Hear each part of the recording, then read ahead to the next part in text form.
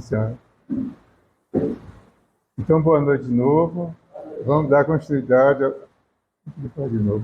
Vamos dar continuidade ao nosso estudo do Livro dos Espíritos, né? Nós estamos, como o André falou de início aqui, de recomeço e tal, a gente está recomeçando o Livro dos Espíritos. E quando nós chegamos aqui, estava mais ou menos no meio, né? Nem lembro exatamente onde estava. A gente está começando tudo de novo. Estamos na questão número 9. Já passou a introdução, né? Estamos na questão número 9 do Livro dos Espíritos.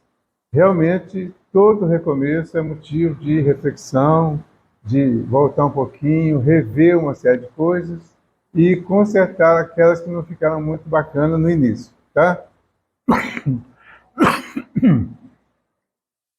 A gente está falando sobre as provas da existência de Deus. É a primeira parte do Livro dos Espíritos. Provas da existência de Deus, questão número 9. E o Kardec perguntou, né? Onde se pode ver na causa primária uma inteligência suprema superior a todas as outras? Então, onde se pode ver na causa primária uma inteligência suprema superior a todas as outras? A pergunta que o Kardec faz. E os Espíritos respondem, né? Tendes um provérbio que diz o seguinte: pela obra se conhece o autor. Pois bem, vede a obra e procurai o autor. Não sei se vocês notaram, na pergunta número 4, é algo parecido com isso aqui. Respondeu um pouquinho diferente, assim, mais até científico, né? Um axioma utilizado pelas vossas ciências, não há efeito sem causa. Agora ele respondeu usando um provérbio, né? O provérbio de pela obra se conhece o autor. Pois bem, vede a obra e procurai o autor. É o orgulho que gera a incredulidade. O homem orgulhoso nada admite acima de si.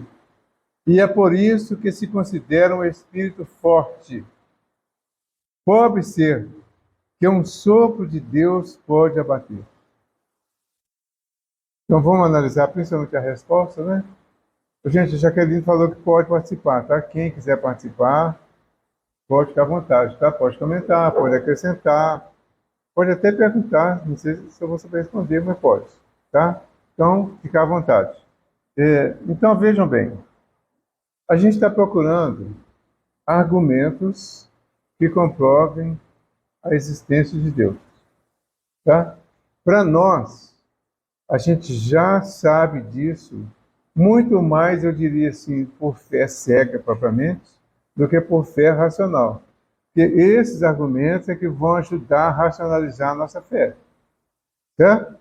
A gente acredita que a minha mãe acreditava, meu pai acreditava, meu irmão, alguém acreditava, me ensinou e eu passei a acreditar. O princípio é mais ou menos esse. Então, é o que você poderia chamar de fé cega, a fé que não está raciocinada ainda. A proposta da doutrina é que a gente acredite sabendo por que acredita. Eu acredito, eu creio em algo, sabendo por que eu creio. Então, quando você diz eu acredito em Deus, você vai ter respostas além de minha mãe me ensinou, por exemplo. Tá? Você tem raciocínios lógicos. Eu acredito em Deus, porque quando eu olho à minha volta, eu vejo criações que não são obra do homem. Então, essas criações todas, tudo isso que eu vejo que o homem não fez, o próprio homem, o próprio corpo humano, a vida humana, o espírito que a gente não vê, mas sabe que vai continuar, ou pelo menos já imagina isso, tudo isso não é obra do homem. O homem não tem um poder direto sobre isso. Então, eu acredito em Deus porque esse ser superior só pode ser o criador de tudo isso. Então, o princípio de tudo está em Deus, porque o princípio não está no homem, não foi o homem que fez. Ok? Esse é o raciocínio lógico para que nós desenvolvamos os nossos conhecimentos. Quando nós desenvolvemos o raciocínio lógico e começamos a acreditar com mais segurança, vamos dizer assim, vai acontecer um fenômeno interessante. nós teremos tendência a passar a agir de acordo com aquilo que nós acreditamos. Eu tenho insistido muito nisso ultimamente. A questão de agir de acordo com a crença. Porque eu pergunto se acredita em Deus e todo mundo vai falar que acredita em Deus. Mas quando pergunta, vive como quem acredita em Deus, eu tenho certeza que vai surgir interrogação para a maioria. Certo? Por que eu não vivo como alguém que acredita em Deus?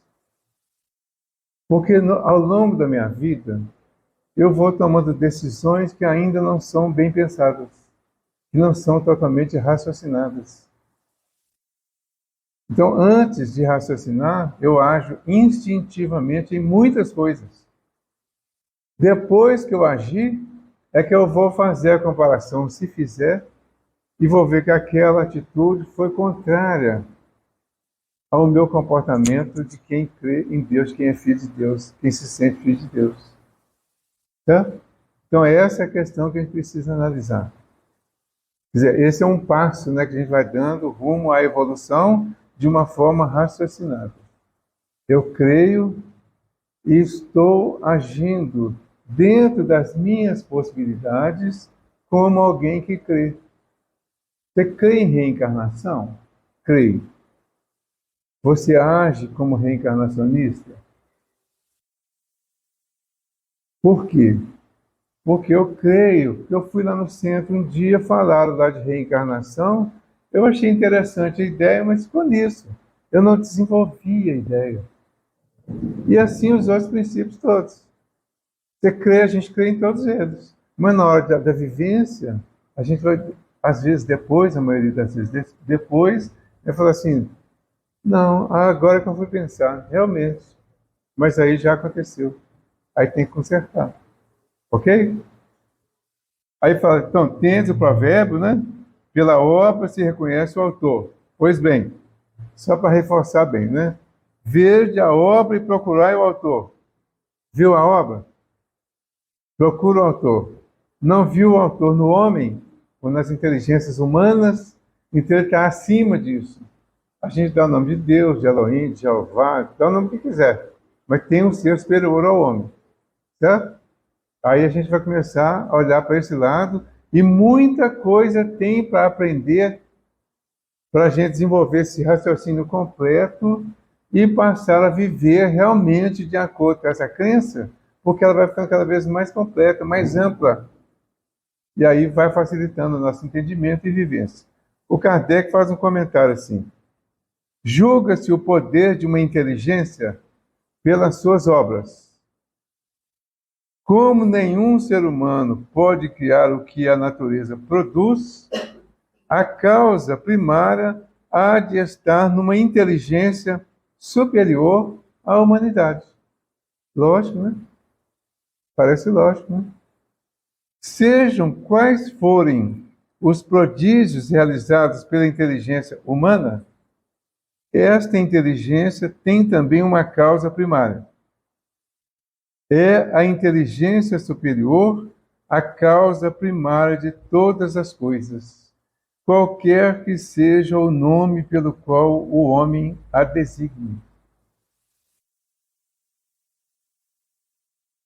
Essa crença, esse entendimento, vai nos levar a um outro fato importante, que é a organização do universo.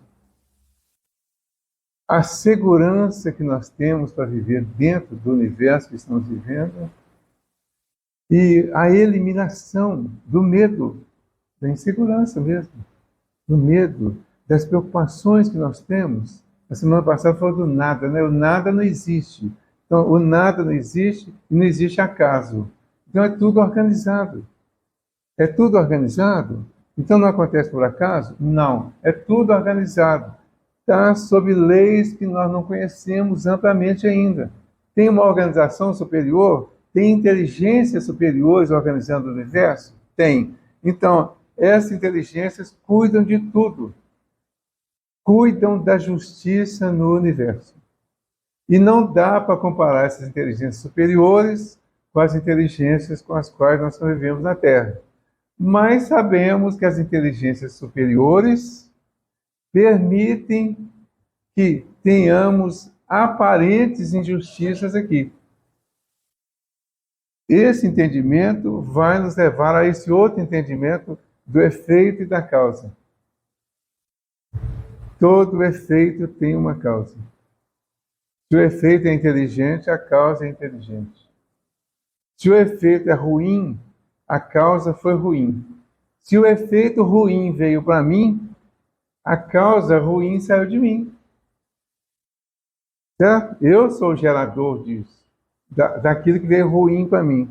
Porque Deus não me mandaria nada ruim se não fosse para o meu bem, para o meu crescimento. Então, o que Ele manda, que parece que é ruim ainda aos nossos olhos, são as manifestações da natureza. Mas nós estamos aprendendo com outras aberturas, com outros ensinamentos, que o nosso planeta está em transição. O nosso planeta está em reorganização física para melhorar. Para melhorar, ele precisa se ajeitar.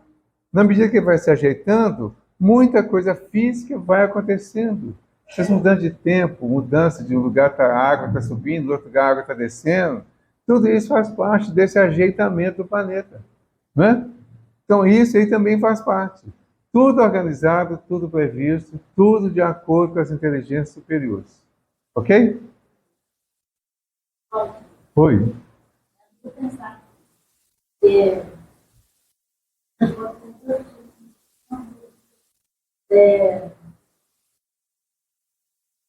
As minhas duas ações produziram efeitos benéficos. Sim. As minhas ações, obviamente, situações negativas. Né? Essas situações negativas produzidas, obviamente, mas existem situações negativas que nos vêm como função. Então, existem duas vertentes. A que Deus envia e nós produzimos. Repete a pergunta. Ela falou que você repetiu a pergunta. Não, você. Eu repeti a pergunta. A pergunta é muito complexa. Olha só. Em vez de você responder, deixa que Kardec responda a ela.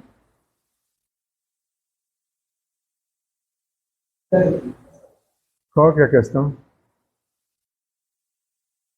Item 20. Aqui, ó. Aqui, ó. O Delano achou aqui, ó. Evangelho com Espiritismo, prefácio que dá prece 22. No item 20 do capítulo 28. Todo mau pensamento pode ter duas origens. A nossa própria imperfeição espiritual ou uma funesta influência que age sobre ela.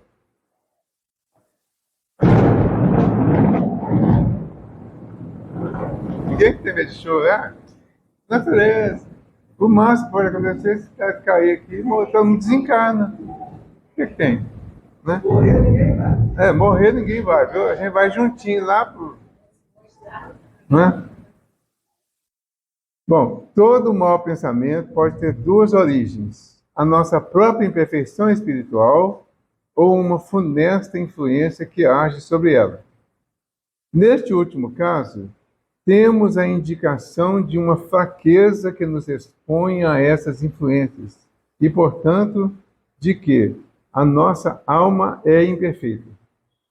Dessa maneira, aquele que falir não poderá desculpar-se com a simples influência de um espírito estranho, desde que esse espírito não poderia levá-lo ao mal, se o encontrasse inacessível à sedução.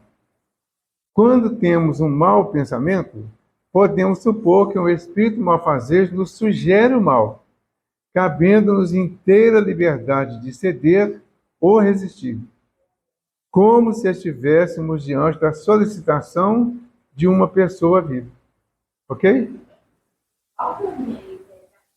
Item 20, capítulo 28 do Evangelho segundo o Espiritismo. É o capítulo das preces. Respondeu? Esse respondeu aí ficou meio... Hã? Não, pois é.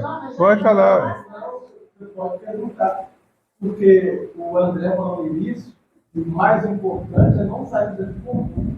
Nós não saímos. Mas que essas dúvidas, você vão chegar em casa e estudar e voltar com elas. Olha, eu aí sou um grupo. Então tá. Ó, é importante frisar o seguinte: se a organização do universo vem de cima, algumas coisas nós fazemos. Outras coisas vêm, vamos dizer, vêm de Deus, vêm da natureza. Do ponto de vista divino, não existe nada ruim, não existe nada mal. Porque tudo que Deus permite tem o bem. Isso. E o propósito é sempre o bem. Então, para nós é ruim. Para Deus é bom, porque esse ruim que chega para nós nos ajuda a resolver as nossas questões. Então, quando você me faz um mal, você não me faz um mal, você faz mal a você. E faz um bem para mim. Porque o mal que você me faz é a oportunidade que eu tenho para resolver a minha questão com a lei. Não é com você, necessariamente com você. Entendeu? Eu acho que foi mais ou menos isso aí, a sua pergunta. Eu acho que ela perguntou também, no sentido de, bom, uma pessoa que tem caminhado sempre na linha do bem, fazendo o bem, ou exercendo um esforço o bem. De repente, o mal chega. Aí a pessoa fala, pô, mas peraí, eu estou fazendo sempre o bem, chega o mal. Aí que entra, a que você colocou no início. A doutrina nos auxilia a raciocinar. Nós não temos uma única existência. Isso. Talvez aquilo que nós vamos dar conta hoje de passar, nós causamos há um tempo atrás. Então pode ser que muitas coisas que hoje estão acontecendo conosco, nós não damos conta de absorver e de experienciar, é porque nós estamos nos preparando. Talvez as situações nós ainda não nos damos conta, quando estivermos mais preparados, vamos passar numa outra encarnação. Então nós vamos saber a bagagem de malefícios que nós semeamos. Isso. Então aí entra a questão da pluralidade das existências. A justiça divina. Aqui, ainda tem outro fator aí, um fator interessante, que é o seguinte: a gente aprendeu a ver o bem como bem e o mal como mal, e a ver tudo que nos contraria como mal. Tudo que está fora, que causa dor, que causa algum dissabor, a gente vê como mal, não é? A gente aprendeu assim. Para mudar isso, nós vamos levar um tempo, que é exatamente um tempo de desenvolver raciocínio lógico nesse sentido. Quando nós passamos a ver o bem como bem e o que a gente achava que era mal como oportunidade, nós vamos mudar completamente a visão de tudo. Entendeu?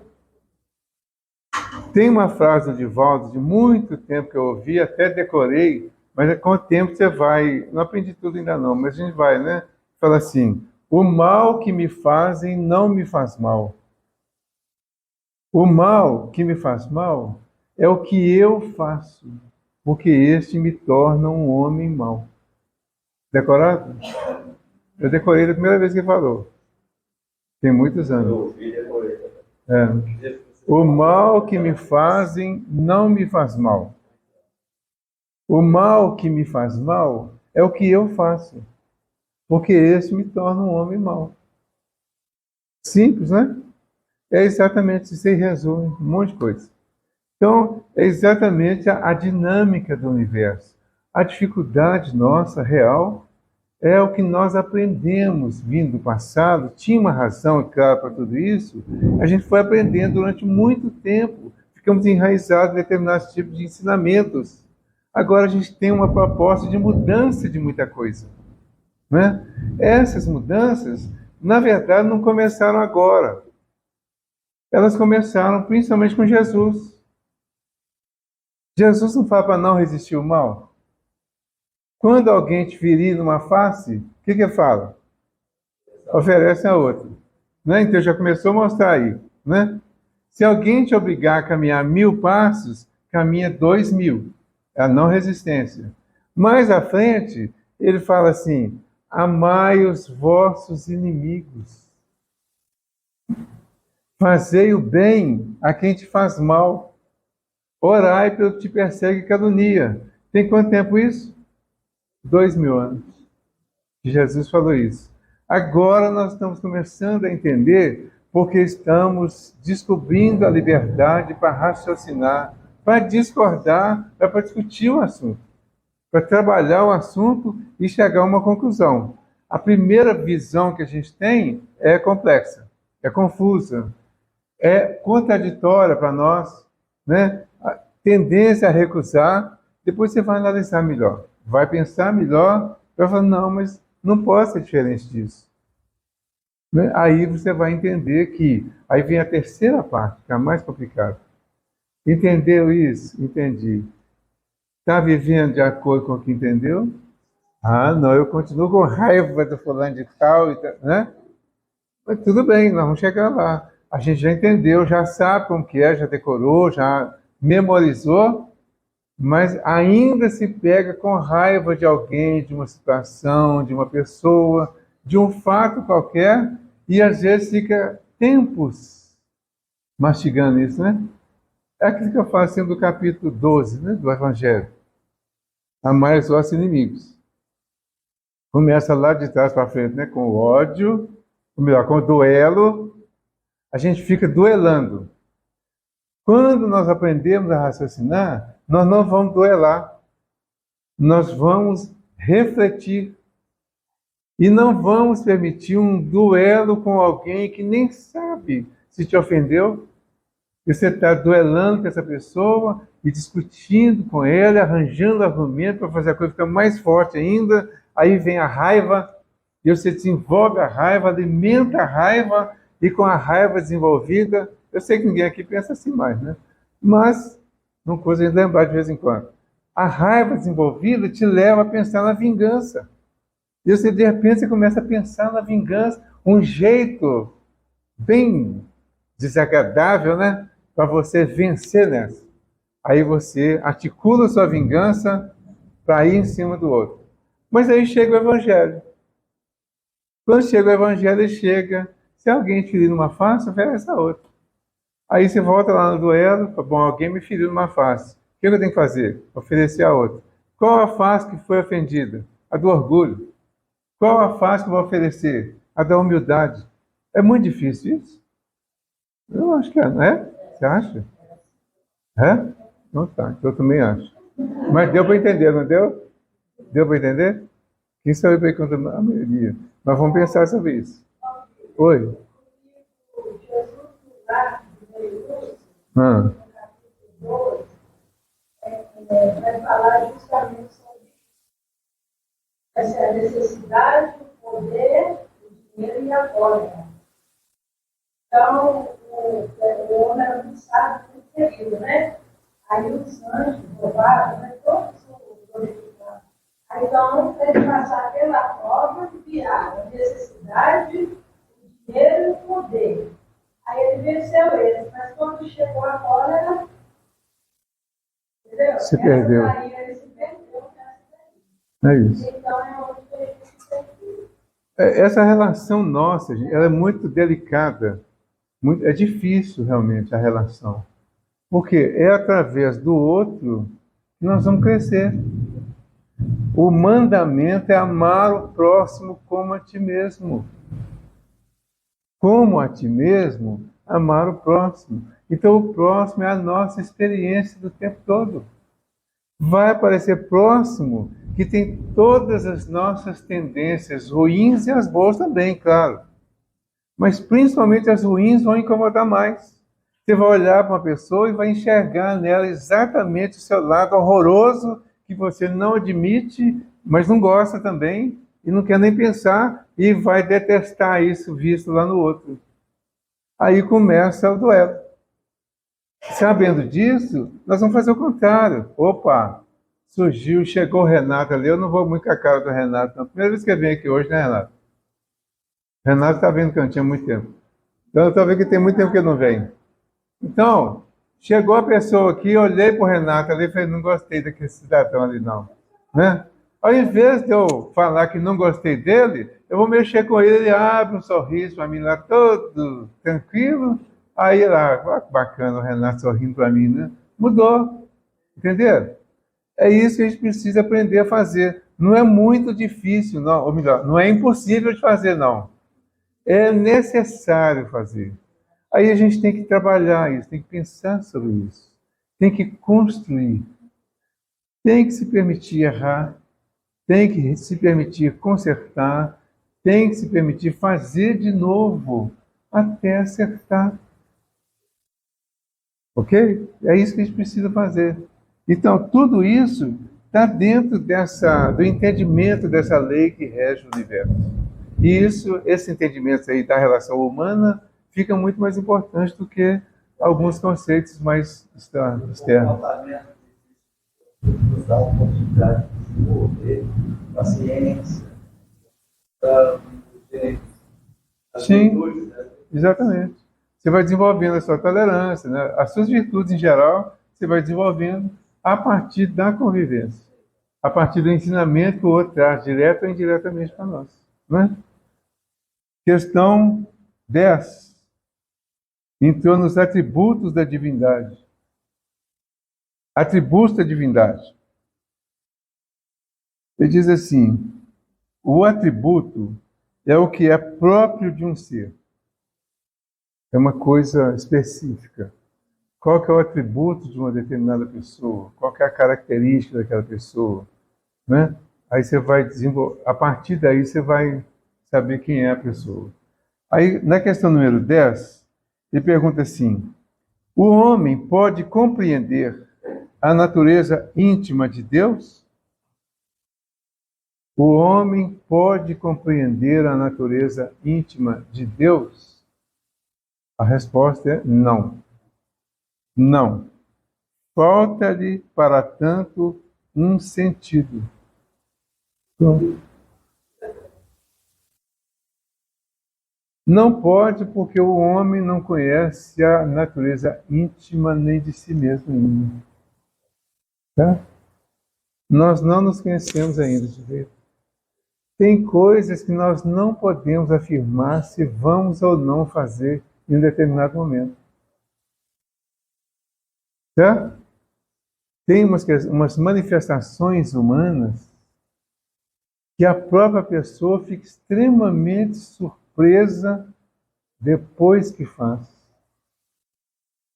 Principalmente em coisas negativas. A pessoa se surpreende, quando ela se surpreende, na verdade ela já fez, já está feito. Ou seja, nunca imaginei que eu faria isso. Todo mundo já deve ter ouvido isso algumas vezes, de repente até de si mesmo.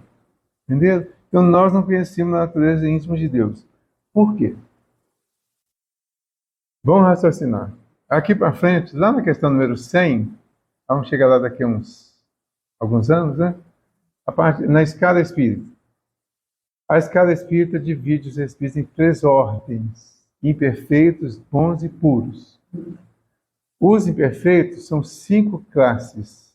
Os bons são 4 classes. E os puros, 1 classe. Você já deve todo mundo ter decorado isso, quem está vindo aqui direto, né? Todo mundo já sabe de cor, né? Pois é. A 10ª classe é impuro. A 1ª classe é puro. Tá? 10ª, impuro. 1ª, puro. A viagem da evolução é um processo de purificação, que vai da 10ª classe até a 1ª classe. Certo? Aí o que Jesus diz lá no Sermão da Montanha? Mateus 5, versículo 8. Bem-aventurados os puros de coração, porque eles verão Deus. Vou ver Deus? Não, você não vai ver propriamente, necessariamente. Você vai entender Deus. Entender Deus amplamente, dentro dos limites dessa fase aí, que eu acredito que tem coisa para cima. Mas até aí, uma visão de Deus muito maior nós teremos. Só que nós estamos aqui na Terra, terceiro, quarto lugar, aí, de baixo para cima. Né? São 5 categorias de mundo, né? Divide 10 por 5 dá 2, então de 2 em 2. Os dois primeiros, o 10º e o 9º, mundo primitivo. O 8º e o 7º, prova e expiação. Imagina, falta o 6º, 5º, 4º, 3º, 2º, 1º. Se transformar em percentual aí, vai dar 20% a mundo primitivo. Isso é tudo chutado, gente. É só para a gente ter uma ideia. Né? Uma ideia de percentual, né? 20% ao mundo primitivo, mais 20% para a prova e expiação, nós estamos aproximando dos 40% na nossa fase de evolução. Alguns espíritos estão aqui na Terra para ajudar, então já ultrapassaram isso aí, já vieram de cima para ajudar. Mas eu não sei quem, e até a hora que entrei aqui, o André estava falando da Maria Teresa, da Irmã Dulce. Então, esses aí podem ser espíritos que vieram de lá e vieram para ajudar. Né? Mas, nós aqui, os cidadãos comuns aqui, a gente está aqui no máximo chegando nos 40. Que se estiver acompanhando o processo natural da Terra, a Terra está saindo de primitivo para regeneração. Se estivermos de acordo com essa evolução moral também da Terra, nesse sentido, nós vamos sair junto com ela. Mas diz lá o Apocalipse que não são todos que vão. Né? Dizem as mensagens também, as obras todas aí, inclusive a codificação, né? Por exemplo, lá na Gênesis, e uma série de outras obras estão mostrando para nós que muitos ainda ficarão em mundos piores do que a Terra ou iguais do que a Terra é hoje. Então, por isso, nós não conhecemos Deus amplamente. Tem uma série de argumentos sobre isso, que a gente pode aproveitar, né? Por exemplo, nós estamos na terceira revelação, não é?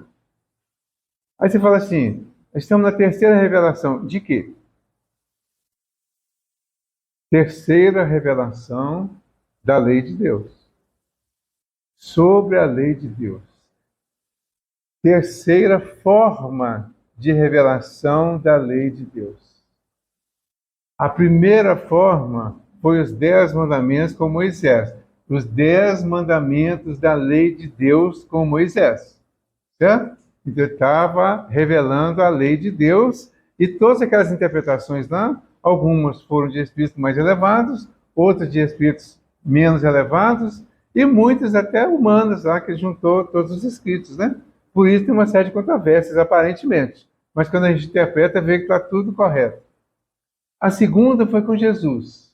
Né? Então, qual o ápice, vamos dizer assim, do Evangelho de Jesus? Eu, particularmente, acho que está no Evangelho de Mateus, nos capítulos 5, 6 e 7, Sermão da Montanha.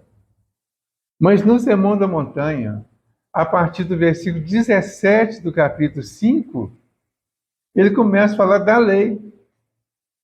E ele compara a lei que ele traz, ou seja, o entendimento que ele traz da lei, a revelação que ele vai trazer da lei de Deus, do cumprimento da lei, comparando com o do passado.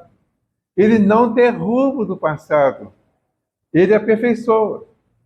Entendeu? Quando vem a doutrina espírita, ela tem na terceira parte do livro dos Espíritos as leis morais, que é exatamente o que vai caracterizar melhor a revelação, a terceira revelação com as leis morais, dividindo a lei divina ou natural em 10 partes, do mesmo jeito que Moisés dividiu.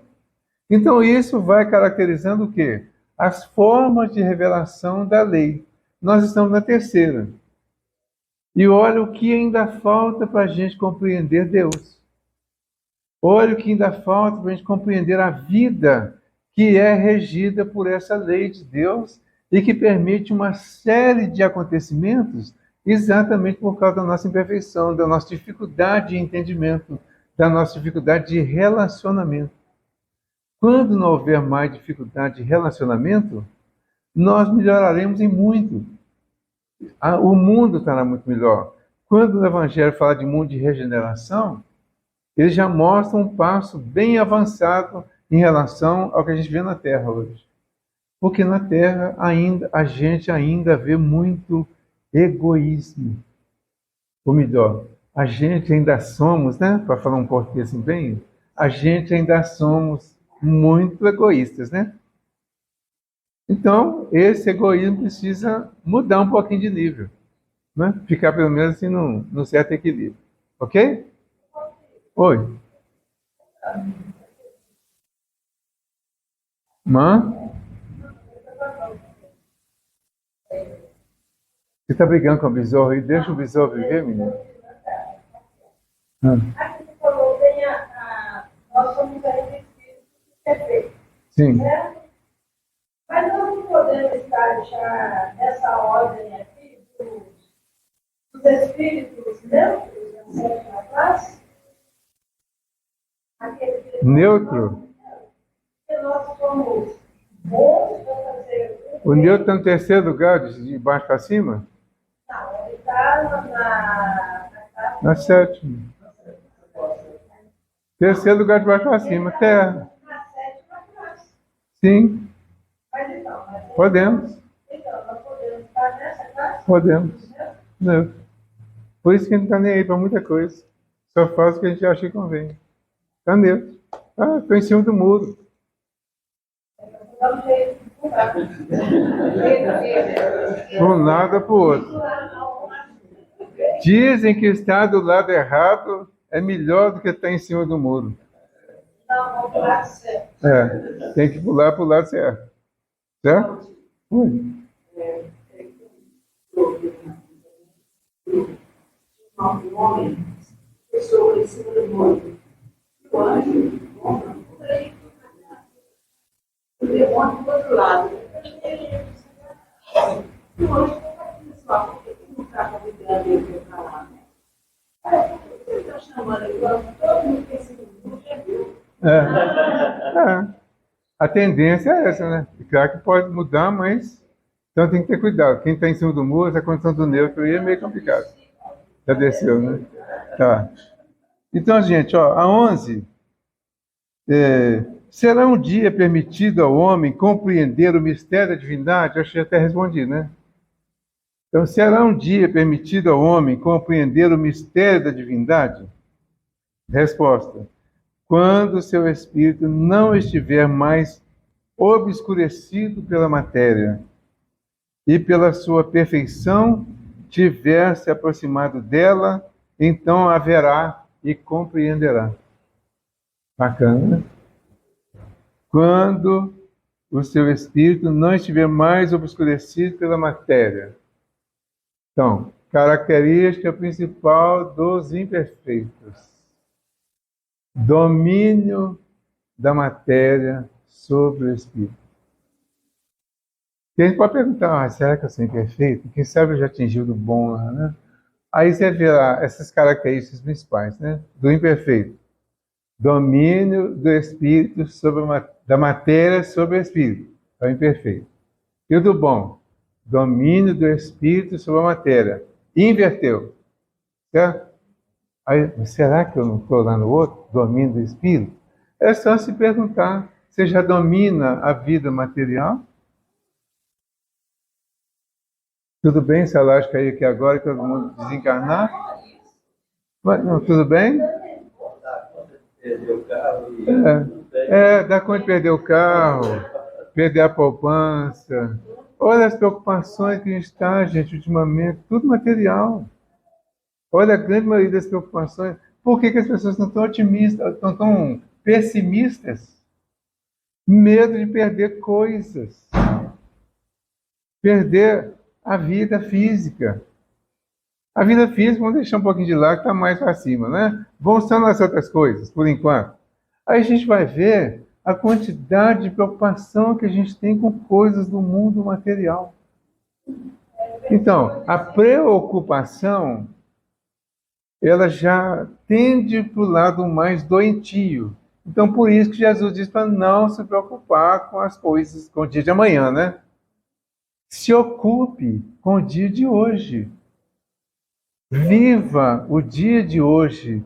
Porque quando eu começo a me preocupar, eu estou realmente preocupado com as coisas do dia de amanhã. Será que eu vou estar vivo amanhã? Vou. Eu posso afirmar isso. Vocês também podem. Nós estaremos vivos amanhã. Poderemos não estar encarnados, mas estaremos vivos.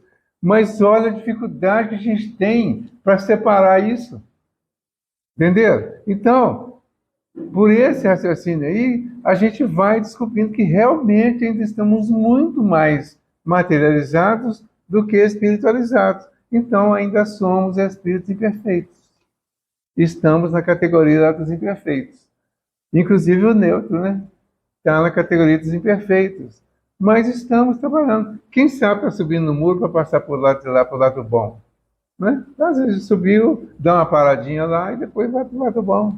Né? Então, é preciso que a gente reflita de uma forma, que eu diria assim, de uma forma prática.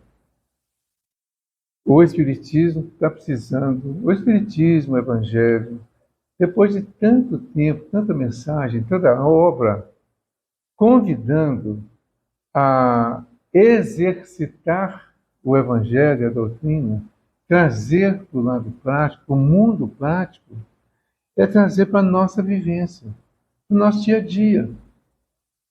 Não é aquele fanatismo de ficar fazendo oração para todo lado, não. Né? Nem ficar fazendo pregação para todo mundo e para tudo. Não precisa usar, não é falar os conceitos da doutrina, os princípios da doutrina, pregar sobre Deus. Mas é falar sobre Deus com naturalidade, mas principalmente agir como quem acredita nesses princípios.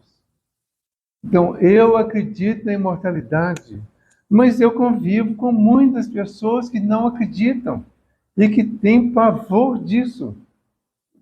Então, eu não preciso, eu não tenho que sair pregando isso para todo mundo, porque as pessoas vão ficar assustadas até. Mas eu posso viver isso com a maior naturalidade possível. Então, trazer para o nosso dia a dia é no dia a dia comum mesmo, no dia a dia prático, nas mínimas coisas da vida, nos mínimos momentos, nos mínimos relacionamentos, nas pequenas coisas, nos cuidados que nós vamos ter com as pessoas, nos cuidados com as palavras, com os pensamentos até, com as atitudes, cuidar das pessoas, independente do conhecimento das pessoas. Hoje eu recebi eu acho que está até no grupo do Cantinho aí, o elevador ia fechando as portas, viu um cara correndo lá, entrou no elevador, ele estava com a locação completa. Aí o elevador agarrou e começa a aparecer uma mensagem em inglês lá, que eu não me atrevo a falar o que é, que está escrito em inglês lá, que estava lotado. Aí fica apitando e a mensagem lá. Aí todo mundo, caladinho, só olhando assim, né? Cada um olhando para o lado assim, né? Aí sai uma jovem lá de trás. E ela vem saindo, e todo mundo aliviado, né? Olhando assim de lado, ela saindo. Ela sai com uma muleta. Já viram isso? Circulou hoje, eu não sei se foi no do Cantinho. Ela sai com uma muleta. Ela sai mancando e com uma muleta. Ou seja, uma pessoa com deficiência física teve que sair lá de trás do elevador para permitir que o elevador pudesse fechar a porta e subir com os outros, aparentemente normais. Entendeu? Então, isso a gente está precisando observar dentro do conhecimento do Evangelho. Eu sei Evangelho, eu sei a doutrina, sei, mas eu vivo. Não é pregar, é viver. Pregar quando for possível, quando for convidado para pregar, tudo bem, vai e fala o que foi convidado para falar. No dia a dia, não precisa fazer aquela pregação fanática, ficar rezando aqui e dali. Não. A nossa oração está lá no item, vou chutar, 22, pode corrigir, 22 do capítulo 27, maneira de orar, acho que é isso mesmo, do Evangelho. Ele fala que a verdadeira oração é o cumprimento de todos os seus deveres do dia. Cumprimento. Ele fala que essa é a verdadeira oração. Então, se você cumprir os seus deveres, especialmente nos momentos desse aí, você estará vivendo de acordo com o Evangelho, de acordo com a doutrina que está aprendendo.